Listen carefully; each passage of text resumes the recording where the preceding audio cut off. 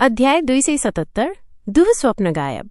उसके बगल का सर्प, वो भी उसकी शक्ति का एक हिस्सा था। ये अनुचित नहीं था। भले ही ये होता, उसे परवाह नहीं थी। केवल वही सबसे मजबूत होते हैं जो जीवित रहते हैं।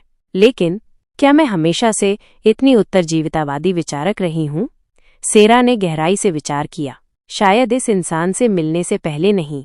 उसने कभी नहीं माना था कि केवल जीवित रहना ही शक्ति निर्धारित करता है। नहीं, शक्ति पूर्ण प्रभुत्व के बारे में थी, बिना किसी हिचकिचाहट या प्रतिरोध के अपने शिकार को कुचलना। उसने हमेशा माना था कि सबसे मजबूत वे होते हैं जो बिना किसी दबाव या धमकी के एक तरफा तरीके से अपने शिकार पर हावी होते हैं। लेकिन अब उसने खुद को उस निश्चितता पर सवाल उठाते हुए पाया। उसकी निगाह नीचे की ओर गई, उसके सामने टूटे हुए मानव लड़के पर। अब सब खत्म हो गया। उसकी आवाज शांत थी, लेकिन उसमें कुछ अंतिम होने का भाव मौजूद था। अंत में तुम यही निकले। उसकी उंगलियां फड़कीं। उसकी छाती में एक अजीब बेचैनी घर कर गई। तुम्हारे रहस्य लेने के बाद मैं पहले से कहीं ज्यादा मजबूत हो जाऊंगी। सेरा ने आंतरिक रूप से खुद को तसल्ली दी, खुद को याद दिलाया कि एक बार ये सब खत्म हो जाने के बाद वो उच्च स्तरों पर पहुंचेगी। उसने विचार दोहराया, लेकिन किसी कारण से अब उसे संतुष्टि नहीं मिली। ओलिवर ने सांस छोड़ी। उसकी उंगलियां उसके नीचे की मिट्टी में मुड़ गईं। उसके पास कोई विकल्प नहीं था। वो उम्मीद कर रहा था बेताबी से कि बात यहां तक नहीं पहुंचेगी। लेकिन उसकी निगाह उसके सामने के जानवर पर टिकी हुई थी, विष और विनाश का वो प्राणी। वह जानता था वह अब और नहीं सह सकता था। कोई और चारा नहीं था। फुसफुसाहट मुश्किल से सुनाई दे रही थी। फिर भी सेरा थोड़ी झिझकी। उसका पहले शांत हृदय उछल गया। उसकी पसलियों के खिलाफ तेजी से धड़कने लगा। क्या? तुमने क्या कहा? उसकी सांस अटक गई। उसने खून से लथपथ लड़के को देखा जो बेजान पड़ा था, और फिर भी वो पलक नहीं झपका सकी, वो नजरें नहीं हटा सकी। उसके शरीर ने मना कर दिया। उसका दिल धड़क रहा था। उस लड़के से कुछ उम्मीद कर रहा था जो मौत के करीब होना चाहिए। उसके बगल का सर्प हिला, अपने स्वामी की बेचैनी को भांपते हुए। उसकी 6 चमकती शिकारी आंखें ओलिवर पर टिकी हुई थीं। एक फुफकार नीची, अशुभ, युद्ध के मैदान में गूंज उठी।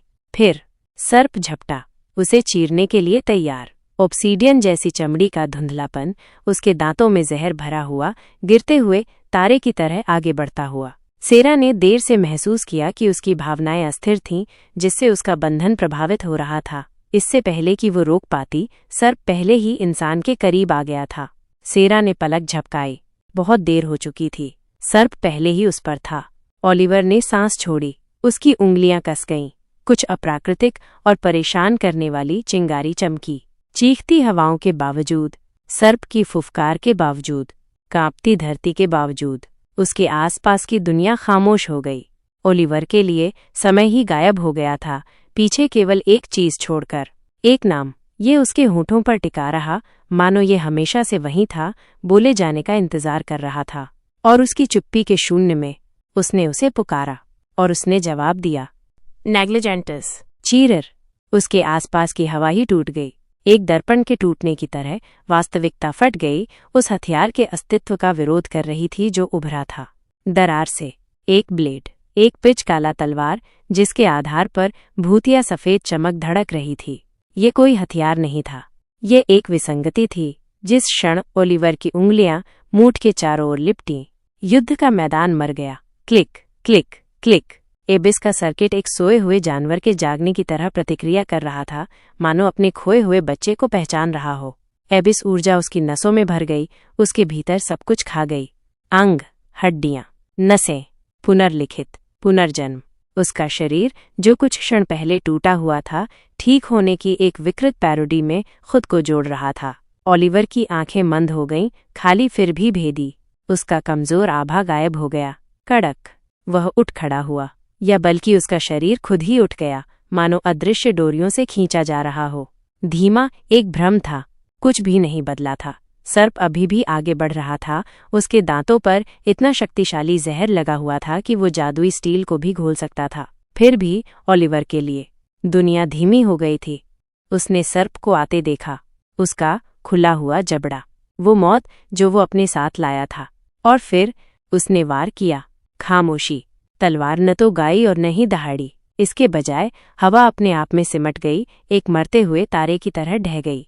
एक पतला अदृश्य वार ने स्वयं अंतरिक्ष को चीर दिया और फिर सर्प 2 टुकड़ों में बट गया। कोई प्रतिरोध नहीं, कोई आवाज नहीं, खून का कोई छींटा नहीं। उसका शरीर बस अस्तित्वहीन हो गया।